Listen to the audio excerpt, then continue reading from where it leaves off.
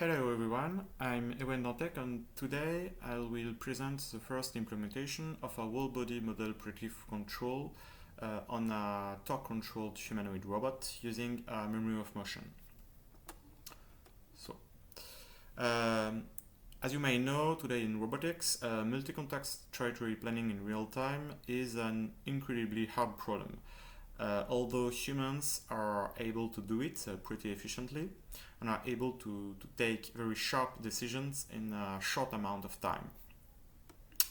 On the robot, if we want to achieve the same performances, we have to spend a lot of time tuning offline trajectories before putting our controller on the robot. And even with that, we are not so sure that everything is going to behave according to the simulation. So this is still a very hard problem to perform, even with the recent achievements of Boston Dynamics. There are currently two approaches in robotics. The first idea is to simplify the problem in order to only work on a reduced centroidal model. So this leads to fast computation and good online performances, but also leads to simple movements.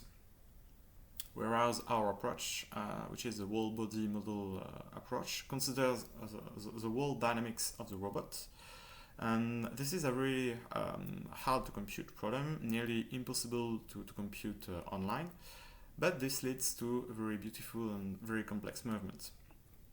So in order to solve our problem, we will use the NPC paradigm, which consists in solving at every cycle an optimal control problem initialized with the current state of the robot.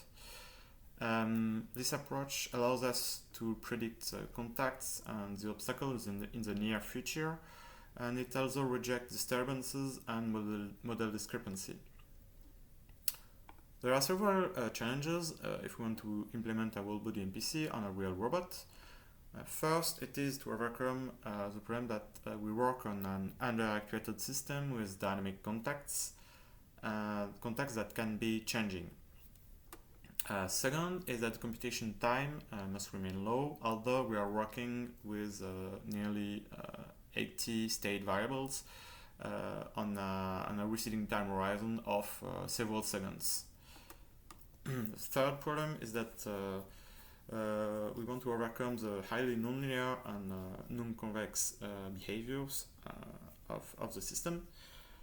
For example, if we want to avoid an obstacle, the problem immediately becomes non-convex and very hard to solve. And fourth one is the torque control aspect of the NPC, which we want to insist on, because naturally the NPC produces an optimal torque trajectory, and it may be interesting to take advantage of that property. So for the first problem, we consider the dynamics of our robot in contact to be the following. We take the constraint of the contacts into account in the dynamics and not in the cost function. So that way we are free to build our cost function without thinking about the dynamics that are handled, without thinking about, the constraint of the contact that are handled inside the dynamics. So here we have the classical stack of contact Jacobians, configuration vector, torque vector, and nonlinear effects.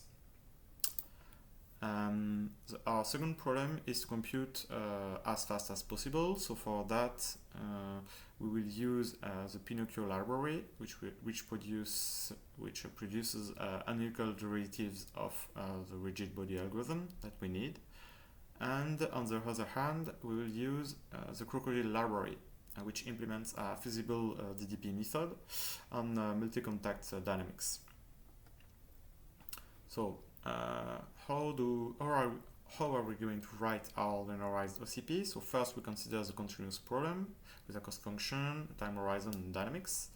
We discretize this problem into t controls on t+1 states, and then we linearize this problem along an initial trajectory for state and control. So we end up with a LQR that we are going to solve according to the Bellman's principle of optimality. So the cost functions that we are going to use for stable humanoids are a tracking cost for an end effector, state and control regularization costs, and a center of mass tracking cost to ensure that the center of mass of the robot remains inside the support polygon of the feet, and an obstacle cost in order to avoid any obstacle in front of the robot. So the third problem is about handling non-convexity in real time. So as you may know, the DDP is an algorithm that needs to be RAM started, and if we provide a very bad initial trajectory, we may end up in our local minimum, or worse, we may end up not converging anymore. So this means that we have to choose very wisely which RAM start we are going to feed to the DDP. This is the motivation for our memory of motion. For example, we performed a very quick simulated experiment in which human robots have to reach this blue cube with the left hand while avoiding a yellow pole in front of him. So we solve the DDP problem for a bunch of possible target position varying in both axes, horizontal and vertical. And we solve it with and without memory. Without memory, you can see that the DDP iterations are very high, and basically the DDP cannot converge because the robot is trying to reach the target from the left side, whereas the optimal way is to reach it from the right side. And the robot doesn't know that if we don't provide it, if we don't provide a good memory for the problem, if we don't provide a good RAM start. So this is the motivation to use a memory of motion in our problem. For the fourth challenge, the hardware is very important. Here we are going to use a TALOS, a human robot from PAL Robotics, with 32 joints, 38 degrees of freedom. It is equipped with a full torque sensor feedback in all its joints, and it is working at a frequency of 2 kHz. So a good robot. Here is the scheme, NPC scheme, that we are going to implement on our robot. So on an external CPU, we will first run the NPC node at a frequency of 100 Hz. So this is the DDP that is going to compute optimal trajectory. And the optimal torque trajectory is going to be sent to the robot, precisely to the low-level control of the robot, working at 2 kHz. And this low-level control will send back the current state of the robot, so that the NPC can recompute the problem at the next control cycle. Here you can see that by default, the NPC will be initialized by the previous trajectory found at the previous DDP computation. But sometimes the DDP can be initialized with a memory RAM start, which is refined before being sent to the high-level control of the NPC. If this memory solution is better than the previous one, then it is chosen to be the RAM start. And this way we can escape being stranded in local minima. So the experimental protocols that we are going to use is first a whole body tracking, so 20 joints controlled for an end effector reaching task and a stability task. Second experiment will be about only the upper body of the robot, so 6 joint controls, the torso and the left arm, and we are going to track a target while avoiding an obstacle. And we are going to use the memory of motion for this problem. And the third experiment is similar to the first experiment, but we disturb the robot. So this is the result of the first experiment with the whole body tracking. So as you can see, the robot keeps its stability while following the target. So this is the results for this experiment. As you can see, there are some spikes on the time computation for this experiment, which does not affect the overall behavior of the robot. So the tracking is good. It could be better, but the DDP makes a compromise between the tracking and the stability of the robot.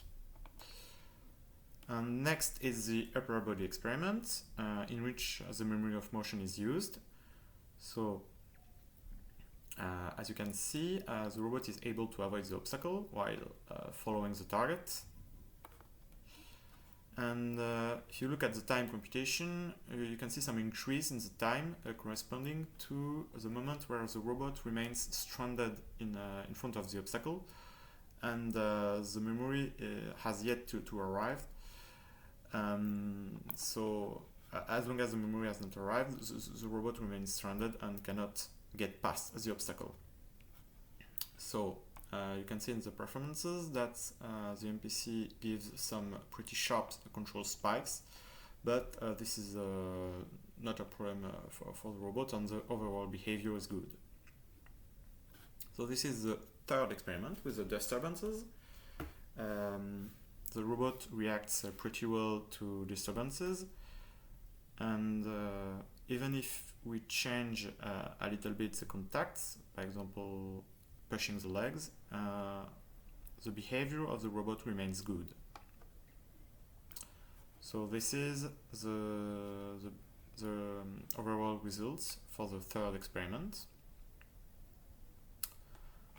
Okay, now we are going to talk about the take-home messages that I want you to keep in mind. We report the first implementation of a whole-body NPC on a torque-controlled humanoid, so with balancing, reaching, and center of mass task performed at a frequency of 100 Hz. So this is quite the achievement. We also prove that the use of a memory of motion is essential in case the problem is highly non-convex, and it avoids and it clearly accelerates the convergence of the DDP while avoiding being stranded in local minima. The ongoing work concerns mainly the increase of NPC frequency. We are also looking to use our NPC to break and create contacts in order to implement a biped locomotion. We also plan to introduce force tasks in order to improve the behavior of the robot and to produce an efficient working motion. So thank you for your attention.